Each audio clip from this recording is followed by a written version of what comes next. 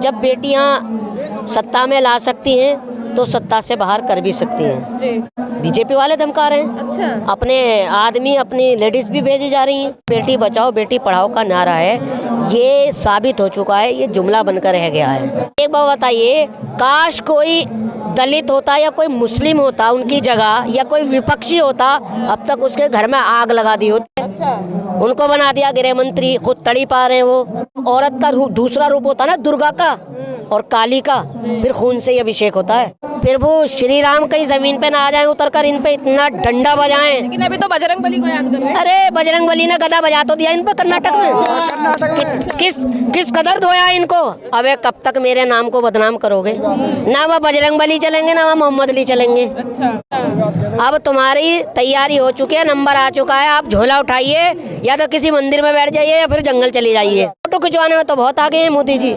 अगर अपनी माता जी से भी मिलने जा रहे हैं ना घर, अबे पीछे आ जाना तू मेरे, फोटो जरूर खिंचवाना। माता जी से मिलने जा रहा हूँ मैं, भाई ये कौन सी वाली बात है। अब जोकरगिरी छोड़ दो। बिल्कुल ये क्या कर रहे हैं कर्नाटक में, ये थाली बजवा रहे हैं, कोरोना भाग जाएगा।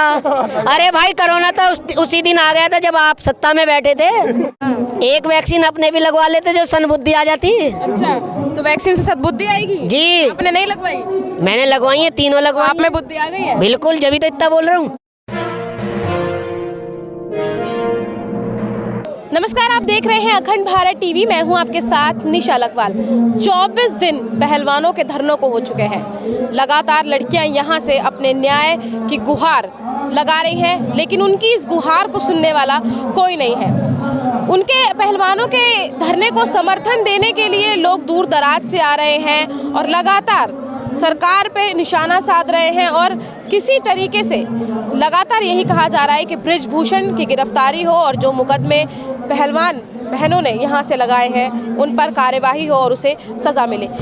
इसी विषय को लेकर ज़्यादा बातचीत करने के लिए हमारे साथ एक शख्स हैं जो पहलवानों के धरने को सपोर्ट करके आए हैं। सबसे पहले आपका नाम जानना चाहूँगी सर। मैम, मेरा नाम मेहताब हिंदुस्तानी है और मैं ज़िला बुलंदशहर से आया हूँ जी। ख़ासतौर पर अपनी बहनों के लिए, जो सम्मानित बहनें हैं जिनके साथ अत्याचार हुआ है, उनके लिए आया हूँ। जी, क्या लग रहा है आपको? 24 दिन हो गए हैं लगातार और अभी तक भी कोई ऐसी चीज़ निकलकर सामने नहीं आई है जिससे एक उम्मीद बंधे कि नहीं, अब थोड़े हमारी मांगे हैं वो थोड़ी आगे बढ़ी हैं, या अब हमें न्याय मिलने की उम्मीद कहीं से नज़र आ रही है? देखिए मैम, आएंगी बहुत चीज़ें आएंगी निकल कर, और नहीं आएंगी तो इसका खामियाजा 2024 में भाजपा को भुगतना पड़ेगा। क्योंकि देखिए, यही जब बेटियां सत्ता में ला सकती हैं तो सत्ता से बाहर कर भी सकती हैं। बड़ी शर्म की बात है कि माननीय प्रधानमंत्री नरेंद्र मोदी जी जब ये गोल्ड मेडल लाती हैं, तिरंगे का सम्मान बढ़ाती हैं, तिरंगे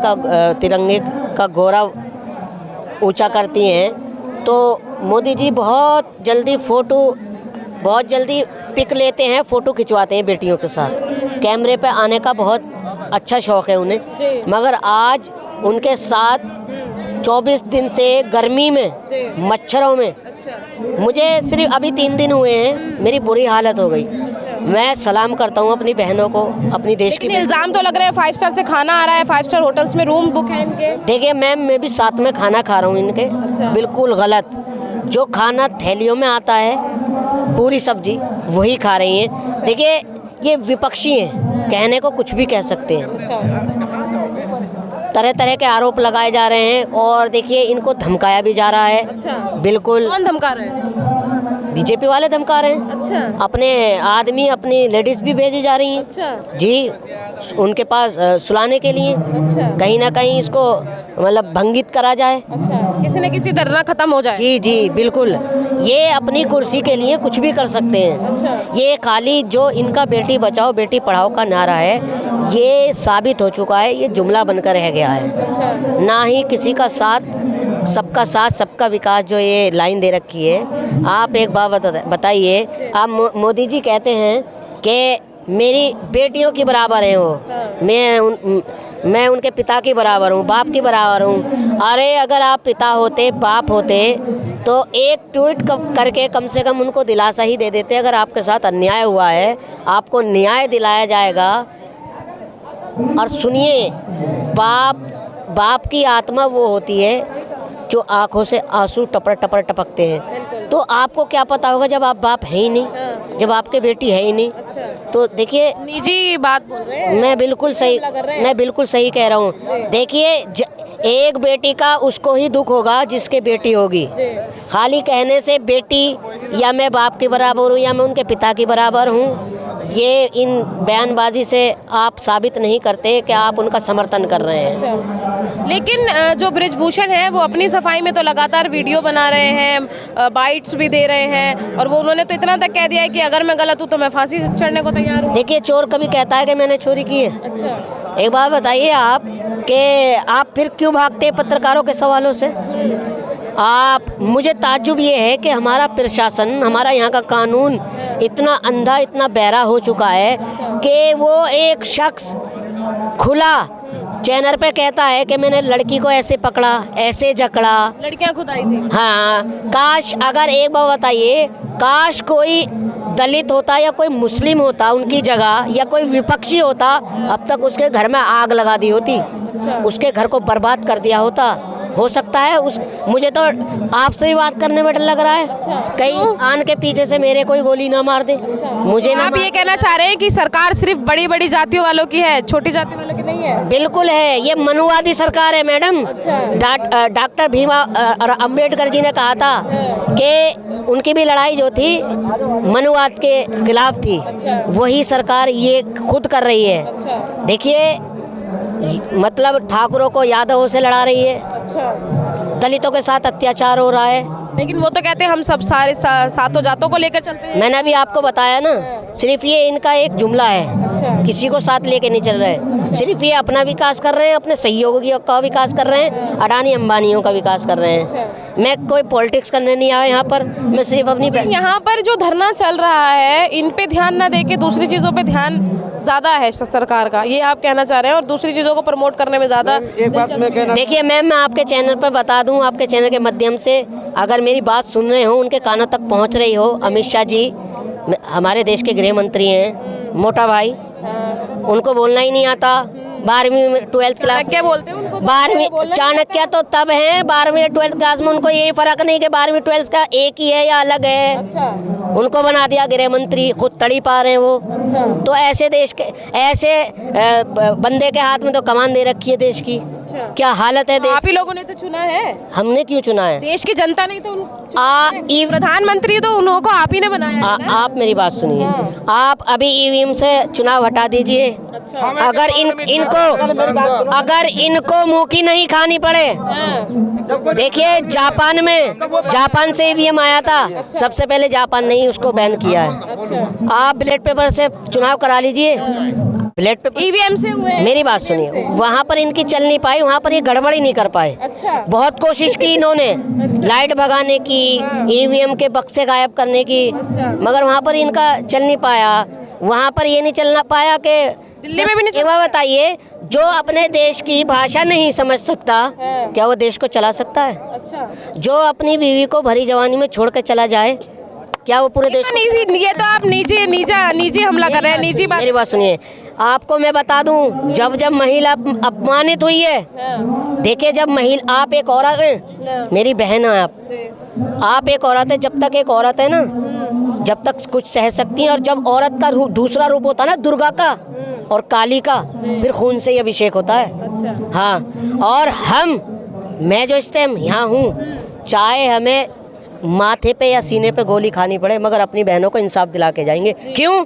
क्योंकि आज इनके साथ हुआ, कल मेरी बहन के साथ भी हो सकता है।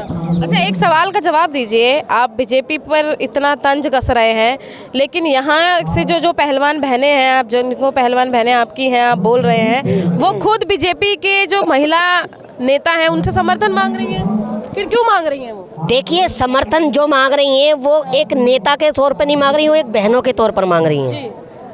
इसमें कोई पॉलिटिक्स वाला मामला नहीं है। लेकिन आपको लग रहा है कि वो देंगे समर्थन? अरे तक तो कोई आगे नहीं आया। अगर उनके अंदर जरा सी भी इंसानियत, जरा सी मानवता है, तो उनको आना पड़ेगा। तो फिर पार्टी छोड़नी पड़ जाएगी। क्या हो गया? बहनों के लिए हम जब दुनिया लग रहा है पार्टी छोड़ेंगे जा रहे वो। हैं, लग रहा है पार्टी छोड़ के आएंगी स्मृति ईरानी। स्मृति ईरानी, अच्छा, बहुत अच्छा नाम लिया आपने। आप स्मृति ईरानी का नाम ले रही हैं। बड़ी शर्म की बात है, जब वो विपक्ष में बैठी थी, अगर जरा सा भी कोई विपक्ष में जरा सी भी हल्की गलती होती थी तो 100 महिलाओं को लेकर वो सड़क पर आ जाती थी। क्या उसी टाइम पर आप महिला थी? आपके अंदर उसी टाइम पर औरत जागी थी? क्या आप औरत नहीं है? या खाली आप अपनी कुर्सी के लिए औरत शब्द, किसान शब्द, जवान शब्द का इस्तेमाल कर रही थी? या कुर्सी के लिए ही आप, मतलब लालच था आपके मन में? आपकी बेटी पर लालचन लगाया गया था, आरोप लग रहे थे ना। वो भी मेरी बहन है, मैं बुरा नहीं कह रहा उसको, मेरी बहन है वो। आपको कितना बुरा मैम, जब अपना हाथ कटता है ना, जब दुख होता है, तो विपक्ष में अगर कोई होता है तो वो तो सड़क पे आएगा ही ना, किसी ना किसी मुद्दे को लेके। अभी कांग्रेस भी तो किसी ना किसी मुद्दे को लेके सड़क पर आ ही रही है। तो खाली विपक्ष तो अपना काम करता है ना, मुद्दे तो उठाता ही है। विपक्ष का तो काम ही मुद्दे खाली ये मुद्दा दिखाई दे रहा है आपको? महंगाई मुद्दा नहीं है। नहीं, उस टाइम पे उन्होंने, मैं आपको क्या कह रहा हूँ, ये मुद्दा दिखाई दे रहा है आपको? ये बहन बेटियों का मामला है, मुद्दा ये मतलब मैं आपके चैनल के माध्यम से सबसे ये कहना चाहता हूँ, जितने भी यहाँ पर नेता हैं, पॉलिटिशियन हैं, इस मुद्दे को पॉलिटिक्स से ना जोड़ें, क्योंकि ये एक तो कह रहे हैं राजनीतिक मंच बन चुका है, सारे राजनेता आ रहे हैं यहाँ पे मिलने के लिए। अरे कहने को तो वो कहेंगे कि राजनीतिक मंच बन चुका है। देखिए मेरी बात सुनिए, ये मेरी पहलवान बेटियों का दाव है। जो एक बार चित हो गया ना, वो उठा नहीं है दोबारा। पछाड़ मारेंगी, उठा नहीं है दोबारा। आपने एक डायलॉग सुना होगा सुल्तान फिल्म का, जब सलमान भाई उसको दाव मार के जाते हैं तो उसका उनके पिताजी कहते हैं ये वापस, कहते क्यों जा रहा है रिंग में से? यूँ बेटे ये सुल्तान का दाव है, वापस। इसी वजह से मैं मोदी जी से कहना चाहता हूँ, आप बेटियों के नाम पर आए थे, अगर आप में थोड़ी सी मानवता है और थोड़ा सा दिमाग रखते हो तो आप आइए इनके पास और इनको न्याय दिलाइए, वरना बहुत देर हो जाएगी। मेरी देश की बेटियां, ऐसा दाव है ये कि आप दोबारा चित होके फिर सत्ता में नहीं आओगे। आखिरी सवाल से समाप्त करूंगी कि 24 दिन तो हो गए हैं, अब आगे क्या करोगे? लग तो रहा नहीं है, सरकार की तरफ से कोर्ट की दखल अंदाजी के बाद FIR हुई है, हालांकि वो भी अभी तक साफ नहीं हुई है, लेकिन अब क्या करोगे आगे? किस तारीख को एक दवाई? 24 दिन हो गए, 24 दिन। देखिए अगर 10 साल भी अगर बैठना पड़ा ना इस सरकार के खिलाफ, तो 10 साल भी बैठेंगे।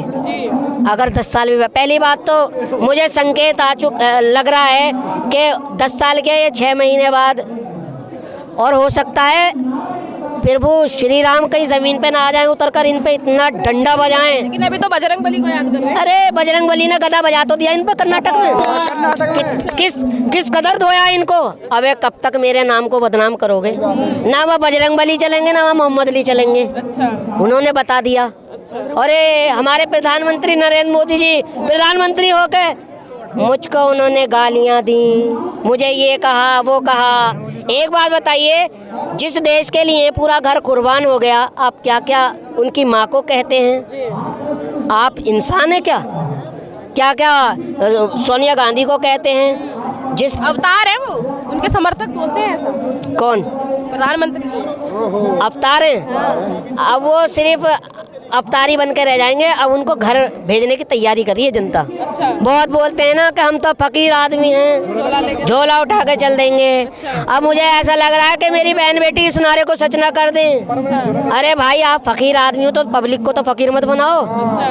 अब तुम्हारी तैयारी हो चुकी है, नंबर आ चुका है। आप झोला उठाइए, या तो किसी मंदिर में बैठ जाइए या फिर जंगल चले जाइए। अब जो देश को चलाएगा पढ़ा लिखा युवा चलाएगा। संसद में जो बैठेगा पढ़ा लिखा युवा बैठेगा। अब ना कि तुम जैसा जुमलेबाज। और सुनिए, देखिए मैं जो सच कहता हूँ, मेरी ज़बान नहीं लड़खड़ाती सच बोलने में, इसीलिए मुझे मेहताब हिंदुस्तानी कहते हैं। देखिए ये जो मेरे देश की मिट्टी है ना, अगर इस मिट्टी में हाथ डालो ना तो सोना निकलता है। वही मेरी बेटियां हैं। जब गोल्ड मेडल जिता के लाई, जब तो मोदी जी बहुत मुस्कुरा के हाथ मिला के फ़ोटो खिंचवा रहे हैं। देखिए फ़ोटो खिंचवाने में तो बहुत आगे हैं मोदी जी। अगर अपनी माता जी से भी मिलने जा रहे हैं ना घर, अबे पीछे आ जाना तू मेरे, फोटो जरूर खिंचवाना। माता जी से मिलने जा रहा हूँ मैं। भाई ये कौन सी वाली बात है? अब जोकर गिरी छोड़ दो। अब जोकर गिरी करते हैं। बिल्कुल बिल्कुल। ये क्या कर रहे हैं कर्नाटक में? ये थाली बजवा रहे हैं, कोरोना भाग जाएगा। अरे भाई कोरोना तो उसी दिन आ गया था जब आप सत्ता में बैठे थे जी। कोरोना तो उसी दिन, क्योंकि मनुष्य सरकार है जी। आप देख लीजिए क्या वैक्सीनेशन दिए उन्होंने सबको, वैक्सीनेशन ज्यादा। एक वैक्सीन अपने भी लगवा लेते जो सनबुद्धि आ जाती। अच्छा, तो वैक्सीन से सद्बुद्धि आएगी जी। आपने नहीं लगवाई? मैंने लगवाई है, तीनों लगवाई। आप में बुद्धि आ गई है? बिल्कुल, जब तो इतना बोल रहा हूँ। अच्छा जी, जब तो माइंड आया है। नहीं बोल रहा कुछ। तो पहलवानों के समर्थन में आप देख ही सकते हैं कि दूर दराज से लोग आ रहे हैं और किस तरीके से लगातार पहलवानों के समर्थन में और भाजपा सरकार के खिलाफ किस तरीके की बयानबाजी लगातार हो रही है। तो खैर जोक ही सही या फिर कहें कि सीरियसनेस ही सही, लेकिन इसी के साथ ही तमाम सवाल भी अब उठ रहे हैं कि आखिर कब तक ये जो पहलवान है वो यूं ही धरने पर बैठे रहेंगे, कब इनको न्याय मिलेगा। कोर्ट की दखलंदाजी के बाद एफआईआर तो हुई, लेकिन कोई भी नतीजा निकलकर अभी तक साफ नहीं हुआ है। इस पूरे विषय पर आप क्या सोचते हैं, क्या राय रखते हैं, कमेंट बॉक्स में अपनी राय जरूर बताइएगा। देखते रहिए अखंड भारत टीवी। धन्यवाद।